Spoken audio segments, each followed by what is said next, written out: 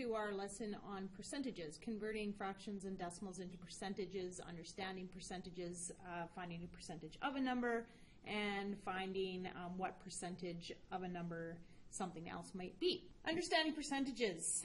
We use percentages to compare a portion of a whole number, which we call 100%.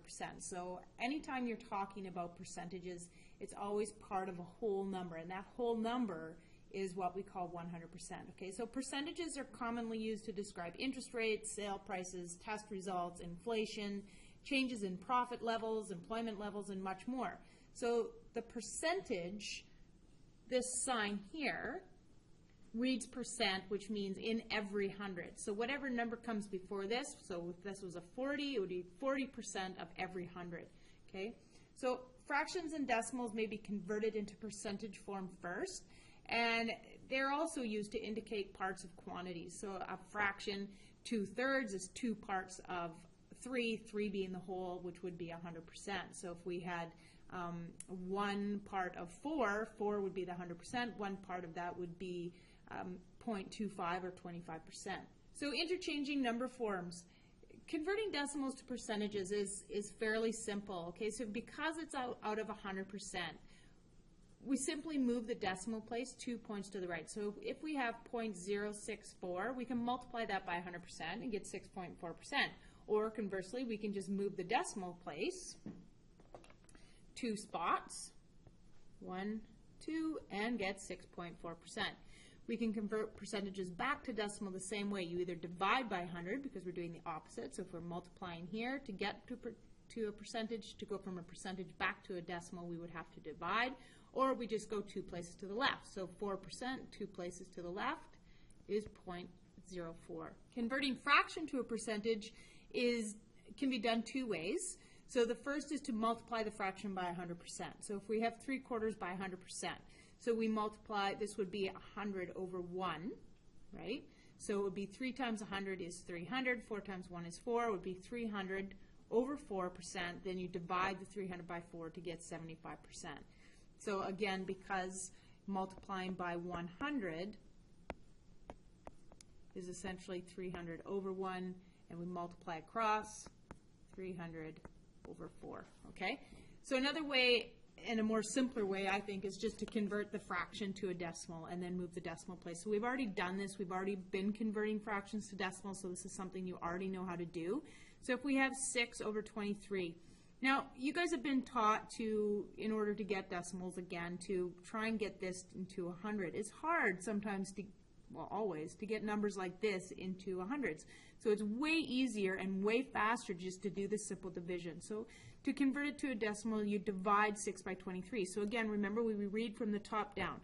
So 6 divided by 23. 6 divided by 23, and gives you 0.261 as a decimal. And then we just come right back to this one over here, where we move our decimal place or multiply it by 100 to get your percentage. So at 0.261, we move that 0.261, we move 2 spots to the right, and we get 26.1%. Okay? You can convert back again the same way by converting back to the decimal, move it back 0.261, and then 0.261, okay, it's 3 decimal places, that would be over 1,000, so 261 over 1,000, which you would then simplify back to 6/23. So finding a quantity of the percentage of another. Percentages are often used to compare quantities. It is therefore useful to be able to express one quantity as a percentage of another. We may only compare quantities with something in common. Okay, so for example, you can only compare like with like. So you can only compare 5 bikes with bikes. So you can't compare bikes as a percentage of cars. It doesn't make sense. You can't compare the amount of apples as a percentage of the number of oranges. Okay, so you can only do things that are like. So apples to apples, oranges to oranges, bikes to bikes. And when you're comparing, you must make sure that you're having the same unit. So we've done a little bit of this already as well. So if you're comparing grams and kilograms, you need to convert so that they're both in the same unit. So you either need to convert the 5 grams to kilos, or you need to convert the kilos to grams in order to find the proper percentage. So again, here's an example. 35 centimeters as a percentage of 7 meters is not in the same unit, so you have to convert the larger units to smaller units. So 35 centimeters, and because there is 100 centimeters is 1 meter, we would have 700 centimeters. So in order to find this as a percentage, it would be 35 divided by 700 equals 0.05 as a decimal. Then we move that 2 spots, which gives us 5%. So in order to find the percentage of another number, you divide the first number by the second number. So it's always reading across, okay? So 5 as a percentage of 30 would be 5 divided by 30, which equals 0.167. So as a percentage, again, moving that decimal 2 spots, is 16.7%. Okay, so the first quantity is a percentage of a second. Here's 2 examples here, 2 kilometers and 800 meters. Okay, so we need to convert this 800 meters to kilometers, so that would be 0.8 kilometers. Okay, so 200 divided by 8, and they're changing this one to meters instead. It doesn't matter, you can do it either way. So they've done 2 kilometers into 2,000 meters divided by 800 meters, which is going to give you, so what they've done here, instead of converting the 800 meters to 0.8 kilometers, they've converted the 2 kilometers times that by the 1,000 meters, so you've gotten 2,000 meters divided by 800 meters.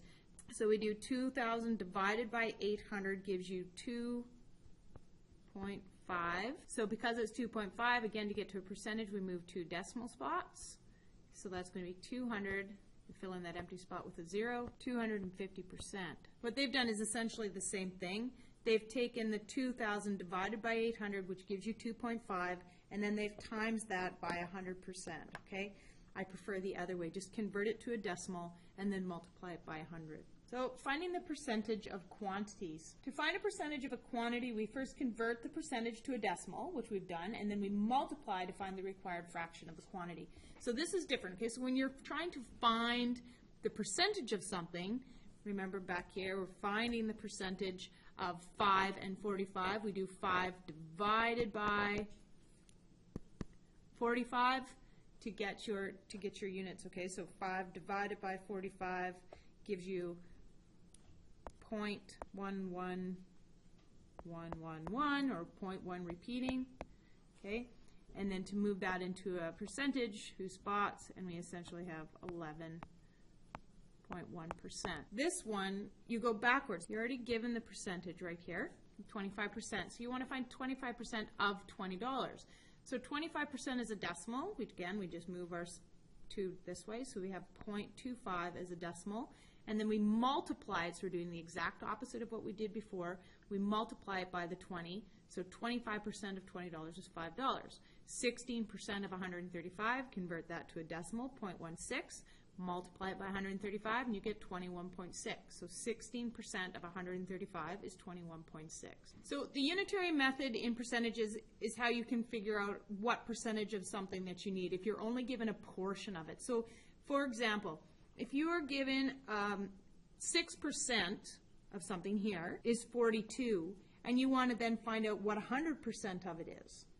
So what you would do is you would divide this 6% into the 42. Okay, so 6% is 42, therefore that means that 1% equals 7. Okay, because 42 divided by 6 is 7. So this is what we have here. Therefore 1% equals 7. Okay, then you multiply that 7 by 100%, so therefore 100% equals 700. Doctor says to you that you need to lose weight and that you need to lose 9 kilos, and that's 10% of your body weight. Okay, so 10% equals 9 kilos. What do? The first thing we do is divide this 10% into 9 kilos. This equals 0.9, so that means 1% equals 0.9 kilos. Okay, then we times that by 100, and you have a total 100% of your body weight is 90 kilos. Okay, so we can do it again here. 71% of a quantity if 40% is 480. So this one's a little bit different because we're not looking for 100% anymore. We're only looking for 71%. So what the first thing we do again is we divide this 40 into 480. So 480 divided by 40 gives you 12. So 1% equals 12. Then we want to multiply that 12 only by 71%. So 12 times 71 equals 852. Okay, so 40 divided into 480 gives you your 1%. Then this number, whatever your 1% equals, times this number gives you this number. Okay, so that's your unitary method.